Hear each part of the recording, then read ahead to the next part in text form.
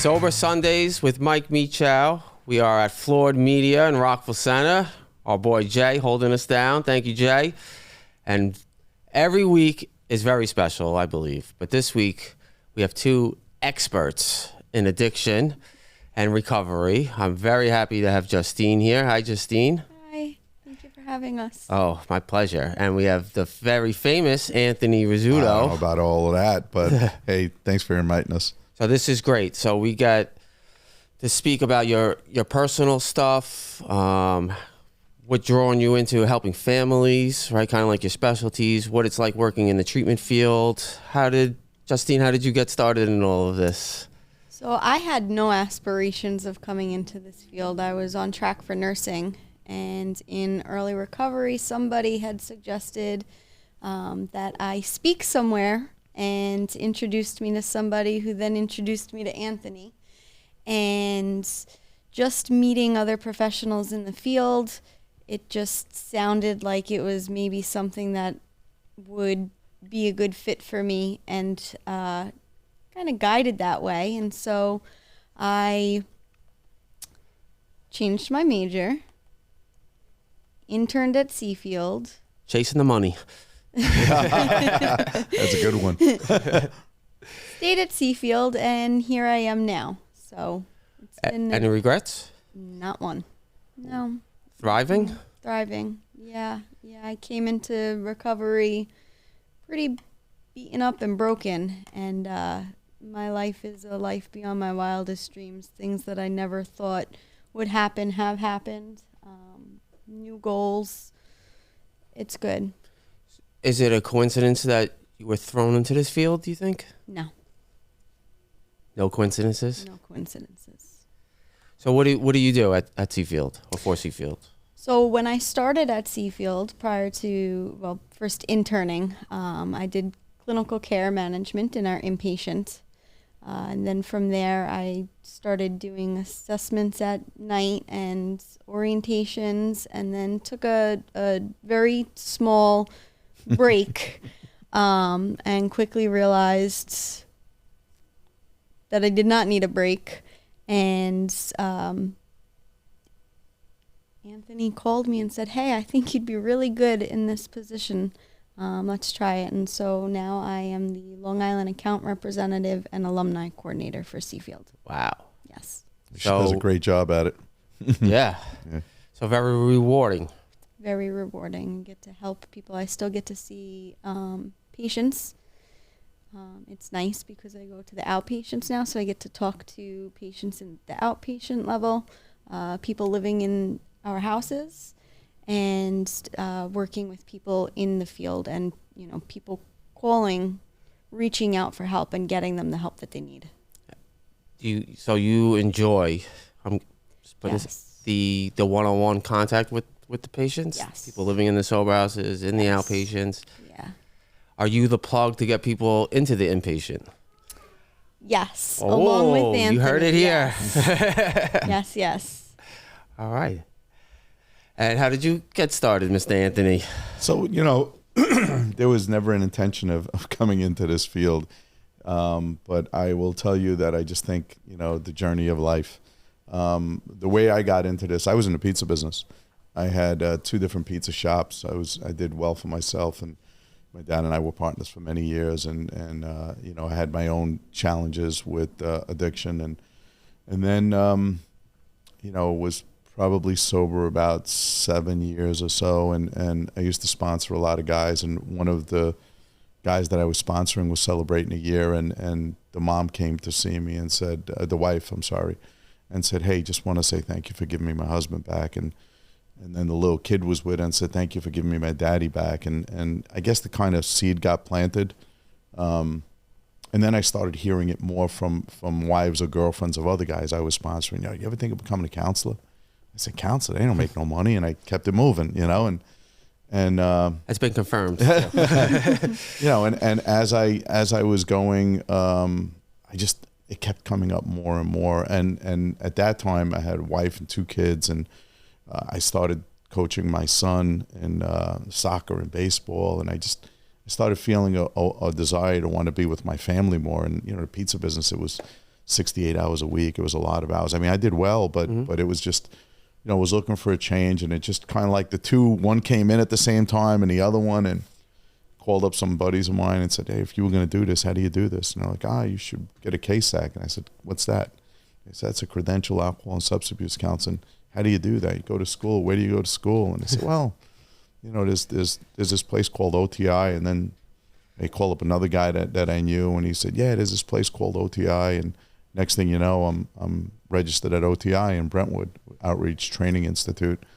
And I went there, and it was a year long to get my 350 school hours. Great school. Oh, I loved it. It was I always say I felt like I had the dream team of teachers. They were so good, and that was the beginning. I went through the process, got my 350 hours, and then they put me on for an internship at Outreach, and then next thing you know, the way it works is after you get your 350 hours, you send your paperwork to Albany, you get your certificate. You got to take the then test, you start too. working in the field. Well, back then, you didn't take the test until you got your 6,000 hours. Okay.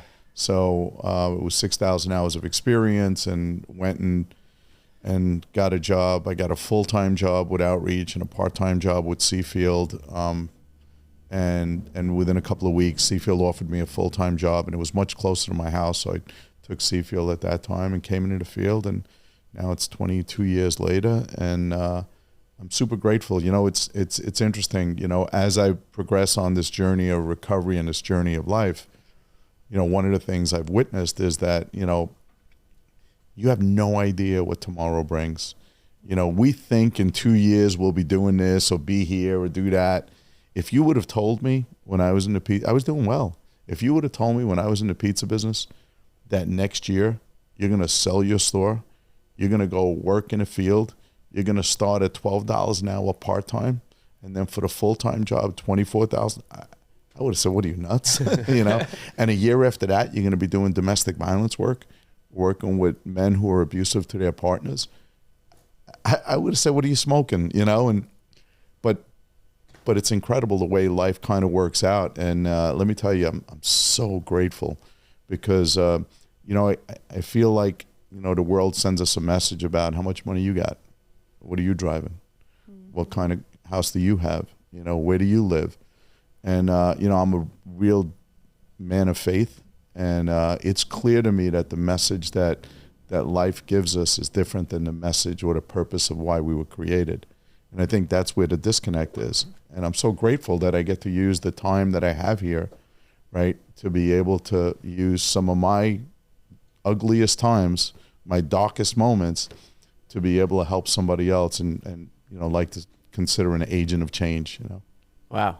Thank you, Anthony. Yeah, thanks. Good stuff. So can you guys, before we kind of get more personal, how about we just start with the services that maybe Seafield does have or is available to the people out there? I don't know, Justine. Yeah. Yeah. Sure.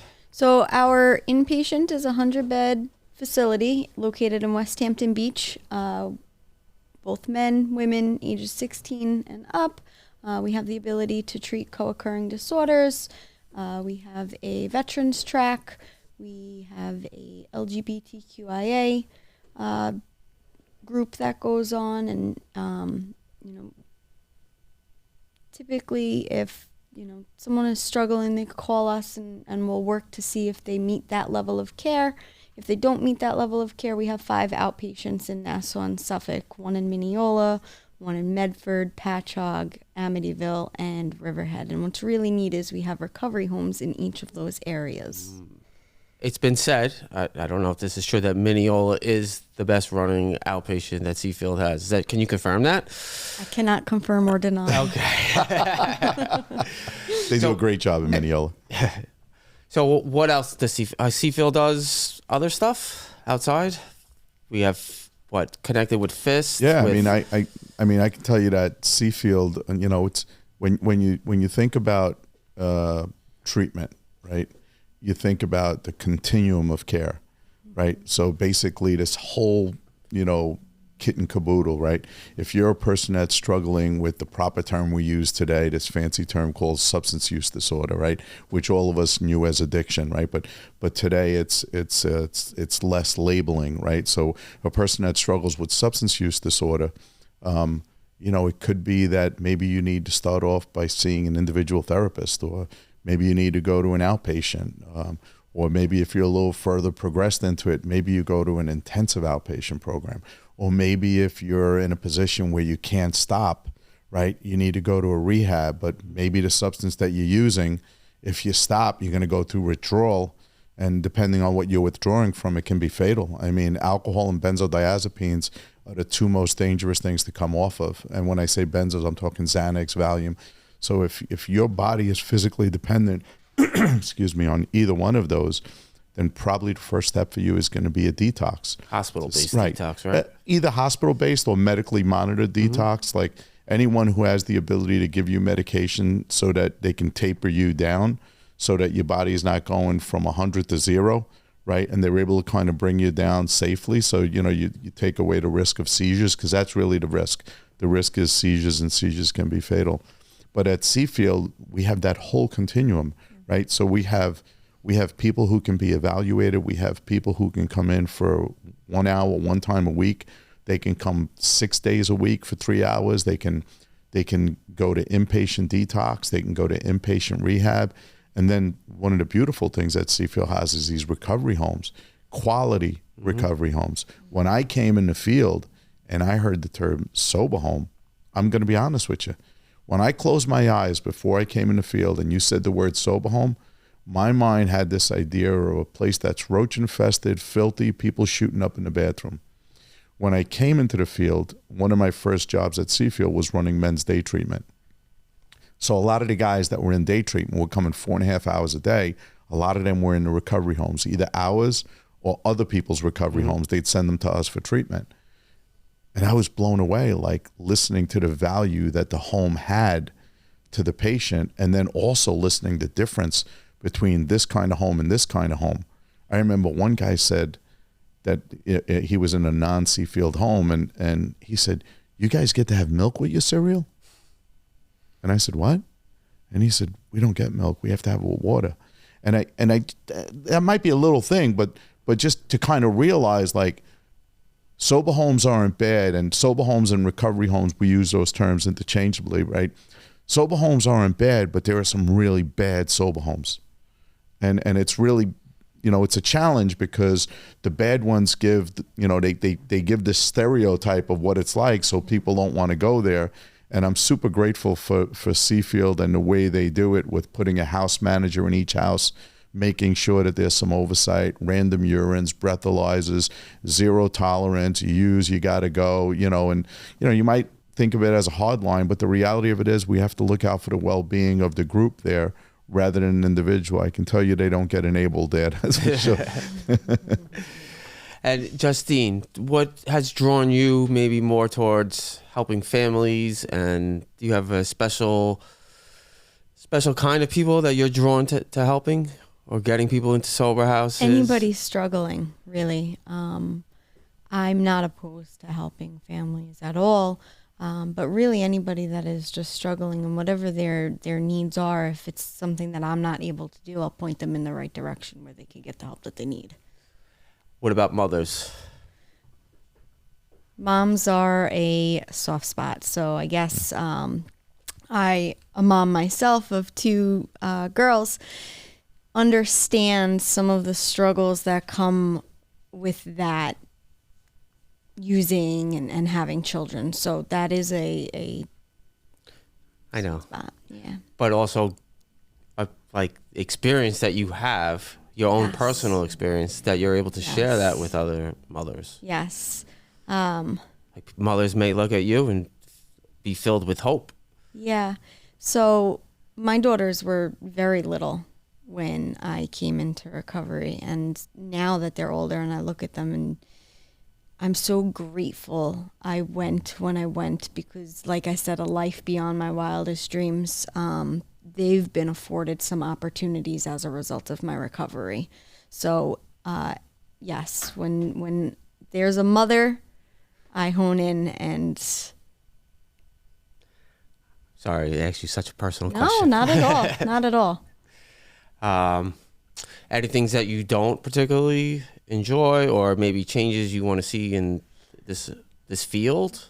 I don't particularly enjoy getting calls that past patients have unfortunately lost their lives to this disease, or that people have gone back out and they're still struggling to stop, or to reach this level of recovery, whatever that looks like for that individual.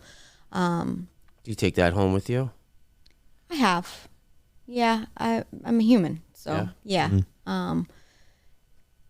I remember coming into this field years ago and having other people that were already in this field. I'm very fortunate to have had people with some experience in this field kind of guiding me. So I was taught very early that you're not going to save everybody. And that's hard to swallow because I like to think I'm the great I am, but I know that my voice can influence them, and then that's on them. So my hope is that all of this fentanyl and the xylazines and all these synthetic drugs, because the drugs that are out now are different than what I experienced in active use. And so there's kind of, sometimes I feel like for me, this disconnect because I don't really understand, but I understand, right? And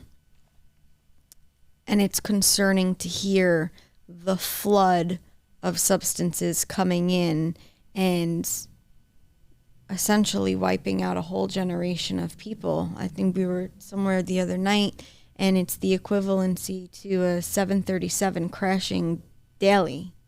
That's a lot of people. Mm-hmm. And I believe that before COVID, we were making some traction, and the numbers of fatal overdoses were going down. And COVID in itself is probably a whole nother podcast. But where we're at today, it's very concerning. It's very, very concerning. You have the xylazines, also known as tranq, making its way. And so what that's going to look like actually gives me a little bit of anxiety, because to think that... Not reversible by Narcan, right? Not reversible by Narcan. These open sores that they don't go away because, the vascular system's now restricted and the body's starved of oxygen and just can't heal itself. It's concerning. Not to be a downer on all of it, but I mean... We need the truth. I truly believe that education and prevention is key. I wish that, in hindsight, I wish that I had that education and that prevention at an earlier age and a few different preventative factors. I mean, it's made me who I am today, so that I'm forever grateful for, and I have the ability to break the cycle within my own family. Yep.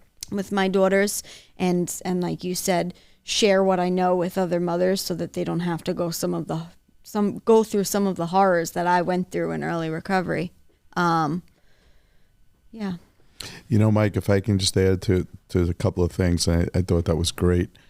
So the family, in the years that I've been around, it's become really clear to me. I think a lot of professionals in the field feel this way, that addiction's a family disease. Yes. Absolutely. Right? That it affects the entire family. And what we've historically done is we've identified the person with the problem and we've shipped them off to be fixed, right? And then they come back into the same environment. But the reality of it is that whole family has been affected by active addiction. So I think it's really important. And my experience also is that the person that has the problem doesn't see themselves as having a problem. The family members typically see it first, and they start bringing it to their attention. And I believe that families need to have their own recovery. That's why, super grateful for Seafield that, they saw this need and they allowed me to put on this 4-part series, which now I've been doing on Monday nights for 9 years. I've had over 1,600 family members come through there. Can you tell what it is? Yeah, sure. So it's, when the opiate epidemic, we thought was at full swing, 9 years ago when people were losing their life and burying kids to it and loved ones. At that point, I had approached Seafield and said, hey, listen, these families are spiraling out of control. They have no idea how to deal with this, and I'd love to put something together. And they said, do it. So I put together this 4-part series. We did it in the Amityville Training Center. We had a ton of people coming through there. And basically, I did, session 1, I would do the addiction's impact on the family and the family's ability to impact addiction. Session 2, I would do the disease of addiction. Session 3, I would bring in a guest speaker from Al-Anon, Nar-Anon, or Families Anonymous. And then session 4, I do codependency and enabling behaviors. Those are 4 topics that were really big for family members. And I have to tell you something. When I think back at my life, that's going to be one of the things, along with FIST and along with my work at Seafield, that I'm proudest of, because I get families that are coming in that are spiraling out of control. And, the way I present it is, if you had someone in your life that struggled with diabetes, you would want to learn about diabetes. You would want to learn, when I go to the supermarket, what kind of food should I be buying? What kind of medicines out there? What doctors do this? You know what I mean? You would want to educate and empower yourself. It's a big thing. But the families, what I've seen in my career is that families often try to change the loved one and make them do what they want them to do. And they typically are met with a lot of resistance. So my work with the families is, A, your loved one is not a bad person that needs to become a good person. They're a sick person that needs to get help. And 2, you can't make them do what you want them to do if they don't want to do it. So I'm going to encourage you to take some of that energy and start focusing it on your recovery. I speak around the country. And one of my opening lines is, I know family members that have lost their life to the disease of addiction, and they never had a drink or a drug. And what I'm speaking to is the idea of, heart attacks, strokes, autoimmune diseases, stressors that families experience, because you want to talk about powerlessness. Like, here you got somebody that you love and you can't stop them from doing something so detrimental to themselves. But I'm really glad that you have this thing going on, because this is just yet another avenue to be able to get information out to folks. Knowledge is power, right? Knowledge in and of itself without application doesn't do it. But if I know how to change a tire on a flat tire, but I don't have a jack and a lug wrench, it don't do me no good. But if I got the jack and a lug wrench and I don't know how to use it, that don't do me no good either. So it's a process. So what draws you, Anthony, to wanting to help family members so much? I'd love to say that there was this or that, that drew me to it. But I think what happened was experiencing the screams of a mother who got the news, and hearing it more than once and twice and 3 times. Do you try to help the family members get their significant others or their children sober, or is it more of them focusing on their own recovery, or both? If I felt that they had the ability to get their loved ones sober, that's where my attention would be. But my 22 years tells me that that's not where I should be focusing my attention, because they end up going down with them, right? So, and what I found is that when family members take care of themselves, A, their quality of life gets better. B, they give their loved one the best chance to survive when they take care of themselves. Because, listen, it's inherent in being a parent or a loved one that I don't want to see you hurt. I don't want to see you suffer. So when you need money, I give it to you. When you can't make the car payment, I make it for you. When you get arrested, I get a lawyer. Mm-hmm. When you get fired, I call a friend to see if he's got a job for you. And one of the things that gets a person who doesn't think they have a problem to see they have a problem is the consequences. And family members, well-meaning family members, are always taking those consequences away because they don't want to see them hurt. And I get it. I'm a dad. I'm a husband. But unfortunately, they get spared from that gift of desperation arriving, which makes me then want to look to make a change in my life. So I think that's probably what it is. Well said, Anthony. Yeah. What changes, if anything, would you guys want to see within the family dynamic, or like a way that we could treat and help family members? I have some thoughts, but I'd be interested in hearing Justine's thoughts. I feel like including them more in the treatment, when appropriate, when the patient is ready.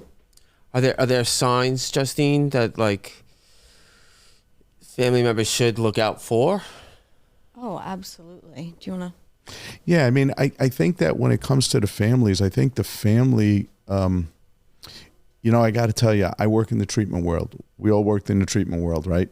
But I will tell you that I've made peace with the idea that we will never, ever, ever, ever be able to prevent people from getting access to getting high. When you got people who are willing to stick bath salts up their nose and being willing to stick a cord around themselves to be able to get the high from asphyxiation, I mean, there's just so many different things that people get high from, right? I really think that we should be investing a lot of time in prevention. And the reason I say that is because, we talk about in treatment, we pluck them out of the river when they're drowning, right? And prevention says, let's go upstream and get them before they jump in the river. And I think that the world today, the way I see it, I'm 61 years old. So I've got a pretty good sample size of time of what it was like and what it's like now. The world today is very, very different than then. And I think it's much more challenging for young people. When I was growing up, it was channel 2, 4, 5, 7, 9, and 11. And there was some limitations on what can be shown, right? Today, I got 2,000 stations. And it's Walking Dead, vampires, serial killers. Now, that's not a big thing for adults. We can process that. But if you're an 8-year-old, there should be no surprise why we're seeing the level of mental health issues that we're seeing, right? When you look at the video games like Grand Theft Auto and these other different games so I think the prevention piece of it, like working with kids and developing them, I mean, social media is another thing, right? You got bullied in school. You got bullied from this time to this time. Now it's nonstop, and it's not just this circle. It's out there. So there's just so many pieces, and then I look at, people ask me, why do we got this mess? I said, look, if I had to give you one sentence, breakdown of family, breakdown of faith, right? If you're a single parent, right, it's so hard to be able to keep the roof over the head, the food on the table, meet the kids' needs, right? And juggling all of that, especially on Long Island, good luck, right? It's so hard. So what ends up happening, right? We don't let a kid go to the liquor store to buy a bottle of Jack Daniels, but we give them unfeathered access to the internet, right? And I feel like, it's really sad, but life is asking a lot of us as adults and as kids as well. And then when the adults can't help the kids, I'm going to go old school, right? We grew tomatoes. We're Italian, When the tomatoes started going up and it started tilting, my dad would put the sticks and tie it up to keep it going straight. If he doesn't do that, it goes on the ground and the worms and everything eat the tomatoes. You never get them. And I think that there's some of that happens with us being able to bring up our kids and just being able to be there for them. And it's just there's so many different mental health is through the roof. I've never seen as much mental health issues as I'm seeing now, and younger and younger. And good luck trying to find a child psychiatrist, really difficult. So in kind of like closing out, what changes do you want to see? And really, if you could put it in a short way, like how do we help? How do we help? Stigma is one of the things we need to battle. And that's why I'm glad, and that's why we speak openly about our journey in recovery, because if the people who have had some success at recovering, this July it'll be 30 years I'll be sober. All right. And if we don't speak out about that, the world only knows addiction as the person who is stealing, conniving, manipulating, right? We need to let the world know, just like diabetes and cancer, this is an illness. It's an illness that can be overcome, and hope is possible. But, the answer to your question for me is, if we had the ability to beat stigma, if we had the ability to empower families, if we had the ability to be able to put programs in schools where they do mindfulness and we teach young people how to self-soothe, how to deal with challenges, because we're seeing so much anxiety and so much depression, so much. I think that might get us a step closer towards, so to speak, self-sufficiency and being able to take care of ourselves. All right. Thank you, Anthony. Justine, do you want to add anything? Yeah, I think connectivity, right? I think that, as we're coming out of this COVID mess, people have really spent a lot of time isolating. And I think that being together in person, doing things out in the community, I've had people argue, well, things cost money, and yes, that is true. But in the recovery community, there's so many different vessels that provide clean, sober fun, right? And so, as the alumni coordinator, I try to remind the patients and the inpatient that there is a whole other world out there available to have fun and to engage with other people. And really, Anthony's talking about breaking the stigma, and the more we connect, the more we talk about it, the stigma goes lower and lower and lower, and we need each other to do that. Mike, she just brought up something about connectivity. I'm at this path that I go jogging at, and I'm looking ahead of me, and I see this little kid. I see two kids pushing a stroller, and I see what I think is a mother behind them. The mother's on the phone, the one kid's pushing a stroller, and in front of that there's another kid pushing a stroller. But instead of the kid pushing the stroller, the baby's out of it. She's like 2.5 years old. You could see the diaper, right? And she's pushing it. She wants to push it. And it's bringing a smile on my face. Like, how cute is this? This deserves a picture. They need to show her this when she's 20 years old, that even at 2 years old, she wanted to be in charge. She wanted to push the stroller. And as I'm jogging by, I see the mother on the phone. I'm like, she's not even seeing this. And what that spoke to me about, and that's why I've tried to make a conscious effort when I'm home, turn the phone off, right? When you're with people, enjoy your time with people. We get pulled in a million directions with these phones, and we're always connected, and life was a lot simpler. And hopefully we can tone it down a little bit. So if anyone out there is in need of help, has questions, family questions, they want to help their son or their wife, or have lost somebody in their family, how do they get in touch with you guys? Sure. So they could call directly. They could go to our website. Yeah, it's Seafield. So it's www.seafieldcenter.com. When you go to the website, there's a whole bunch of different tabs. If you're interested in the family stuff, there's a family tab. You'll see we offer that 4-part series. There's no cost associated with it. You don't have to have a loved one in Seafield to attend it. It's open to anybody that has a loved one in their life. And then the other way would maybe be to call us. So Justine's number, 631. Sure, 631-599-8601. And mine is 516-316-6387. It's not, our job is not a 9-to-5 job, just like addiction is not a 9-to-5 job. As you see, there's two of them here, because when people are sick and when they become ready, you need to seize that opportunity. If they're ready today, don't mean they'll be ready tomorrow. That's right. All right. And if anybody has any questions, you can always contact us at sobersundays.com. Justine and Anthony, thank you so much. Thank you for the work you do, man. you. This is awesome. Yeah. This is a great vehicle to get it out there, and thanks for the opportunity. All right. Thank you.